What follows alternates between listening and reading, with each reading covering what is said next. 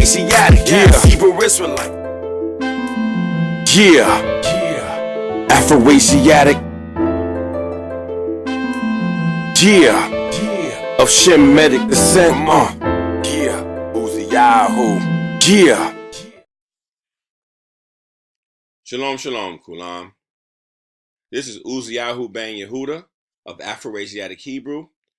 And in this presentation, I'm going to deal with Afro-Asiatic Shemitic Hebrew nation is building. Let's get started. Point 1. Afro-Asiatic and Hebrew definition. This definition right here is what inspired me to start the Afro-Asiatic Hebrew, because this came across my Facebook timeline. And so I don't remember exactly who it was who shared this, but this inspired me and it struck something in me when I read this. It says Hebrew, and it's a noun. A member of the Semitic, or as we say, Shemitic people inhabiting ancient Palestine and claiming descent from Abraham, Isaac, and Jacob, or Abraham, Yitzchak, and Yaakov, Israelite. 2. A Semitic or Shemitic language of the Afro-Asiatic family, the language of the ancient Hebrews, now the national language of Israel. And we look up Afro, it's a noun, a thick hairstyle with very tight curls that sticks out all around the head like the natural hair of some black people. Origin 1930s, independent uses of Afro, an abbreviation of African. And here it is in a bigger form so you can see it. So that was the first thing that inspired me, and I think this is very important because there's all these different misnomers and all these different things. I just like to stick with Afro-Asiatic Hebrew because in the Hebrew definition it has Afro-Asiatic. It's in the dictionary, so that helps to edify people. It helps to keep it clean, to not be overzealous or over whatever. Just Afro-Asiatic Hebrew. 2. Point 2. The locations covering the Afro-Asiatic paradigm. As you can see, this is the world language families, Afro-Asiatic. If you look, you see that in the red is the area of the Afro-Asiatic. It's covering what we call the Middle East, the Horn of Africa up to basically East Africa and up north. So north, east, and then east again. So north, East Africa. But I just want to say something. The point where it stops at, that's the Iraq-Iran border. And what's very significant is that in that border, in that area, is where the Garden of Eden is located, where it states in Bereshit or Genesis where the Garden of Eden starts at, and it was eastward in Eden. So if you keep going west, if you go west, you'll see from the so-called Middle East border, if you go west, you're going to hit what? The African continent. And if you go west first, you're going to hit East Africa. And if you continue to go west, you're going to hit what? West Africa.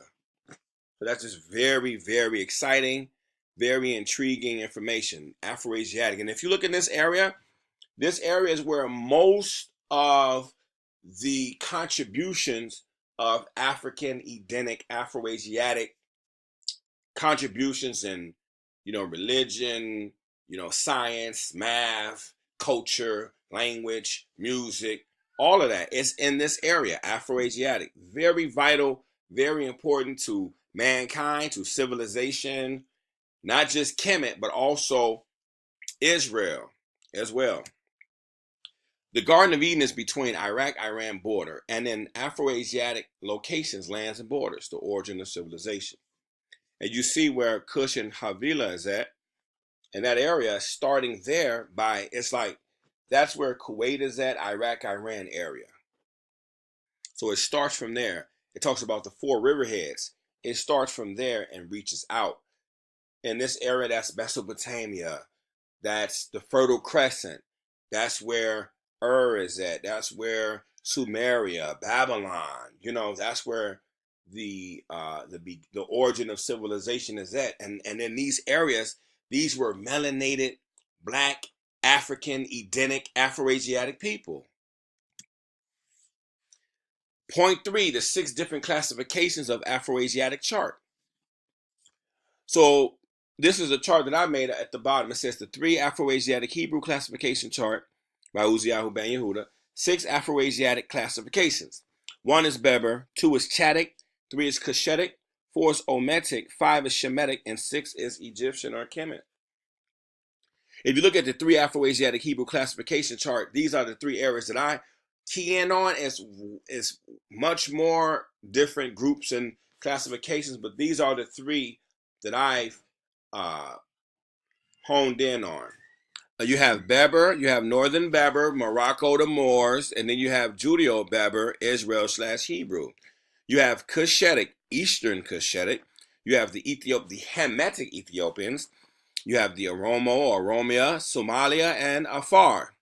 And with Shemitic, you have Central and Southern Shemitic. Central Shemitic, you have Mesopotamia/Iraq, Sumeria, the Arabs, Midianites, the language Arabic, Israelites, the language Hebrew. And Southern, you have Tigrinya, Eritrea, Amharic, Ethiopia, Tigray, which Tigray is in both Tigrinya and Amharic. You have Habasha, Ge'ez. Yemen is there too. I'm sorry I didn't put it there, but Yemen is also very important as well. And Yemen is Southern Shemitic. Here's a better view of the chart.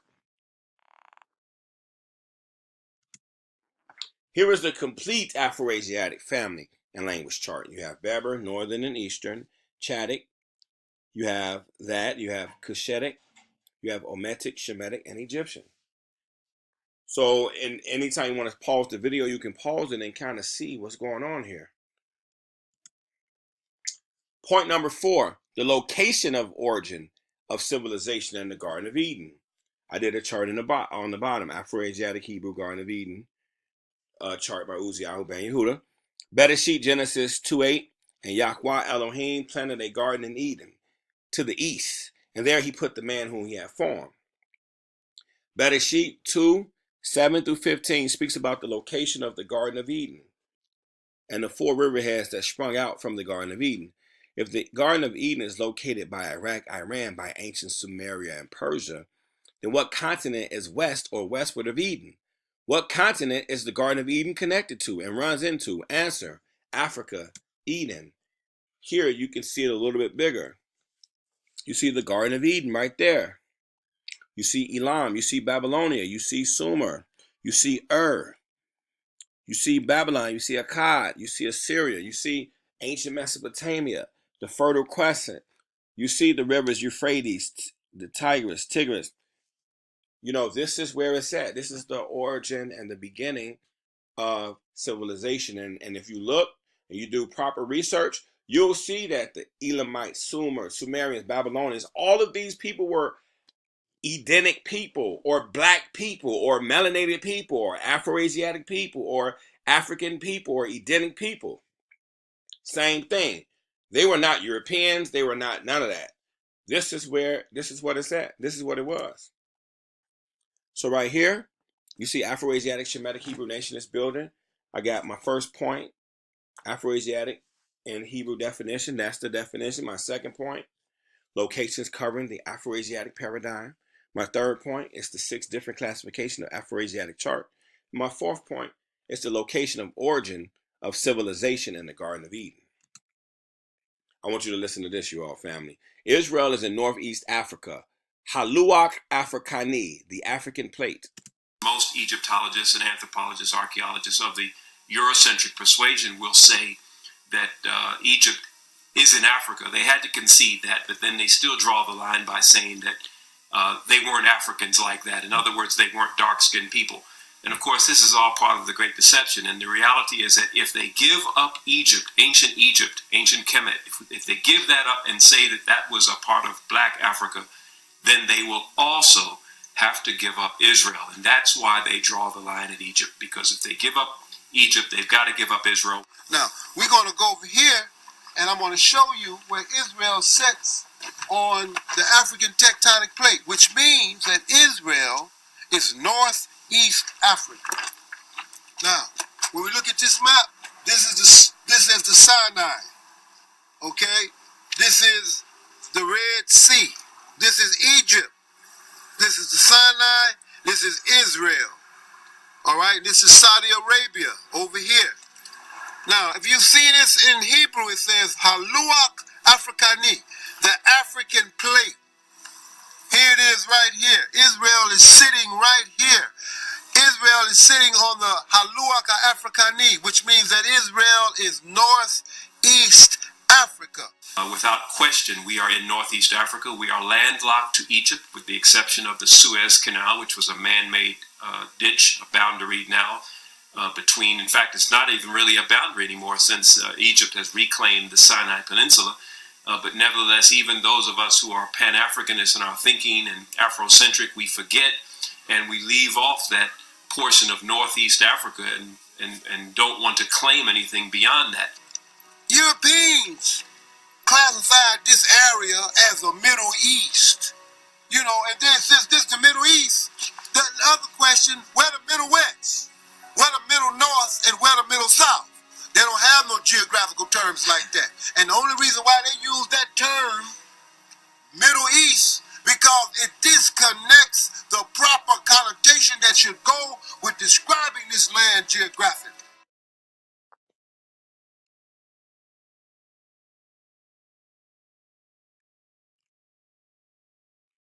Yes, and I would suggest everyone get this documentary. Very powerful, very good.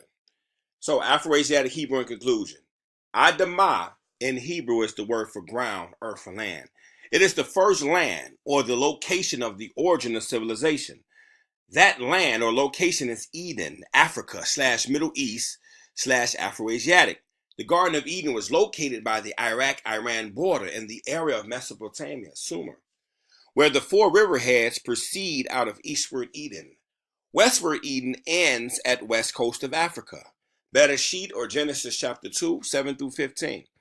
Now, the word Adam in Hebrew is man, mankind, human, woman, and civilization, because man and woman is also considered Adam. So I didn't want to forget that woman is a part of Adam as well, man and woman. Male and female created he them. So man and woman, of course, is a part of Adam. The gender male Adam was created first, but then, woman is an extension of the man. All right.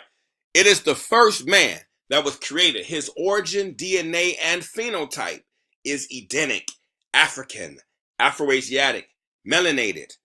His location of origin and creation is Eden, which is Africa and Middle East, but more specifically by Iraq-Iran location, by the Fertile Crescent, Mesopotamia, the area where our forefather Abraham, first his name was Abram, then his name was Abraham, and he was born the father of many nations. He is one of the key figures who was born by the origin of civilization, and he became the father of many nations. So Abraham is a key factor because he was born by the location of the Garden of Eden where Adam was placed. So you have Adam. Then you have Abraham. First Adam was there.